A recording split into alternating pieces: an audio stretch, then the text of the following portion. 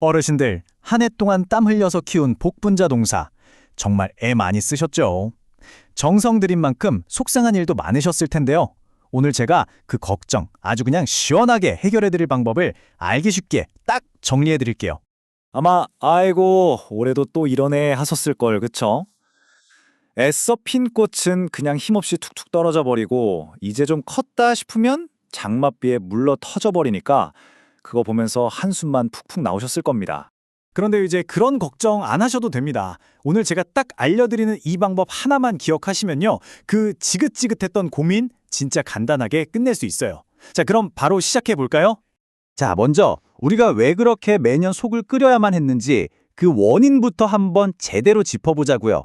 왜냐면 문제를 제대로 알아야 답도 딱 나오는 법이거든요. 복분자, 이거 참 생명력 강한 작물이잖아요. 근데 딱 한순간 정말 약해지는 때가 있어요. 바로 요맘때, 5월에서 6월, 꽃 피고 열매 맺기 시작할 때. 이때는요, 정말 유리몸처럼 예민해져요. 날씨가 조금만 심수를 불어도 그냥 한 해 농사를 다 망쳐버리기 일쑤라니까요. 지금 화면에 보이는 것들 아마 어르신들한테는 남의 얘기가 아닐 겁니다. 그쵸? 갑자기 추워지면 애써 핀 꽃이 저렇게 다 떨어져 버리고 또 오른쪽처럼 장마가 오면 멀쩡하던 열매가 물러 터지고요. 여기에 뭐 턴저병, 흰가루병까지 번진다? 아, 정말 한 해 농사가 너무 허무해지는 순간들이죠. 아니, 근데 왜 이렇게 가슴 아픈 일들이 해마다 반복되는 걸까요? 이게 우리가 농사를 잘못 지어서 그런 게 절대 아닙니다. 바로 이것 때문이에요.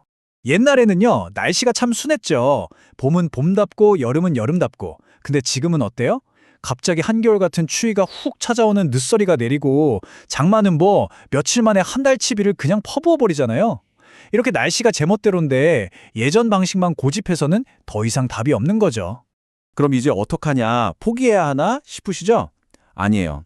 이제는요, 복분자가 스스로 이런 지독한 날씨랑 병을 이겨낼 수 있게 우리가 힘을 키워주면 됩니다. 그 방법을 지금부터 알려드릴게요. 여기서 중요한 게 뭐냐면요. 그냥 문제 생길 때마다 농약 치는 그런 방식이 아니라는 거예요. 그게 아니라 근본적으로 이 복분자 나무 자체를 아주 건강하고 튼튼하게 만드는 겁니다. 그래서 어떤 시련이 와도 스스로 버텨낼 수 있는 맷집을 길러주는 거, 이게 바로 핵심입니다. 바로 이 다조화가 그 역할을 해주는 겁니다. 이걸 잎에 싹 뿌려주면요, 복분자가 스스로 나를 지키는 물질을 막 만들어내요. 쉽게 말해서 추위 오기 전에 미리 독감 예방주사 한 방 놔주는 거고요. 장마철 대비해서 아주 튼튼한 우비를 입혀주는 거랑 똑같아요. 세포벽 자체가 단단해지니까 열매도 꽉 붙잡아주고 병균 같은 게 쉽게 들어오지도 못하는 거죠. 자, 그럼 이제 제일 중요한 실전입니다. 도대체 이걸 어떻게 써야 효과가 제일 좋냐? 아주 간단한 5단계 공식이 있거든요. 이것만 그대로 따라하시면 됩니다. 첫 번째 원칙 아주 간단합니다. 여기 이 두 병, 다조화 골드랑 다조화 플러스, 얘네 둘은 무조건 같이 쓰는 거예요, 짝꿍처럼. 왜냐면 하나는 뼈대를 튼튼하게 해주고 다른 하나는 살을 찌워주거든요. 이 둘이 만나야 효과가 최고가 되는 거죠. 자, 타는 법도 쉬워요. 물 한 말, 그러니까 20리터에 골드 10ml 플러스 10ml, 딱 이렇게 2000배로 타서 쓰시면 됩니다. 혹시 500리터짜리 큰 통을 쓰시면 그냥 각각 한 병씩 통째로 다 넣으시면 양이 딱 맞습니다. 자, 이제 이걸 언제 뿌리느냐? 딱 5번만 제일 중요한 때에 맞춰서 뿌려주시면 끝입니다. 잘 들으세요. 첫 번째는 꽃 피기 딱 열흘 전. 나무에 미리 힘을 줘서 다가올 추위나 병에 대비시키는 거예요. 두 번째는 꽃이 막 피기 시작할 때. 이때 뿌려야 수정이 잘 돼서 열매가 잘 맺히고 병도 막아주고요. 자, 그 다음부터는 아주 쉬워요. 그냥 딱 보름, 15일 간격으로 3번만 더 뿌리시면 돼요. 한 번은 어린 열매를 꽉 붙잡아주고 또 한 번은 알을 굵고 실하게 키워주고 마지막으로 수확 직전에 아주 단단하게 마무리를 해주는 거죠. 간단하죠? 에이, 설마 그렇게만 하면 진짜 효과가 있겠어? 하고 궁금하시죠? 자, 지금부터는요, 말로만 하는 게 아니라 실제 농가에서 검증된 놀라운 결과들을 숫자로, 눈으로 직접 보여드리겠습니다. 보세요.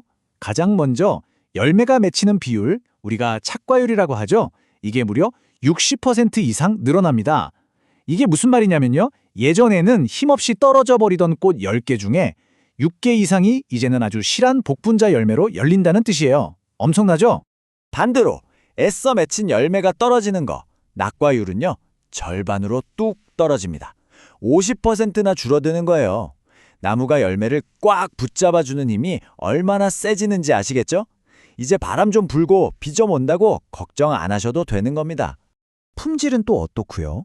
열매의 단단함, 즉 경도가 25% 이상 강해지고 맛을 결정하는 당도도 15%나 올라갑니다.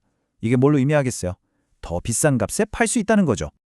그리고 이게 진짜 중요합니다. 수확한 뒤에 물러지지 않고 버티는 저장 기간이 자그마치 5일이나 늘어납니다.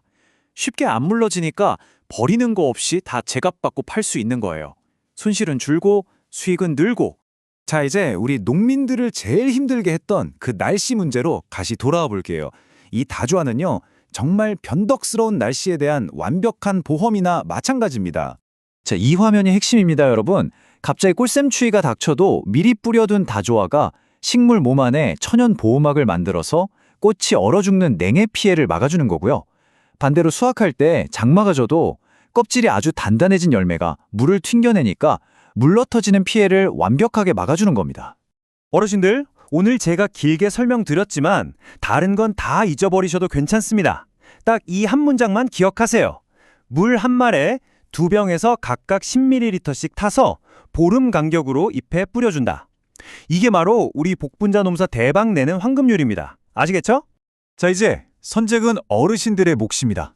올해도 변덕스러운 날씨 탓하면서 한숨만 쉬시겠습니까? 아니면 가지마다 주렁주렁 열린 아주 단단하고 값진 복분자를 보면서 활짝 웃으시겠습니까? 저는 어르신들이 후자실 거라고 믿습니다. 올해는 분명 대풍년이 될 겁니다.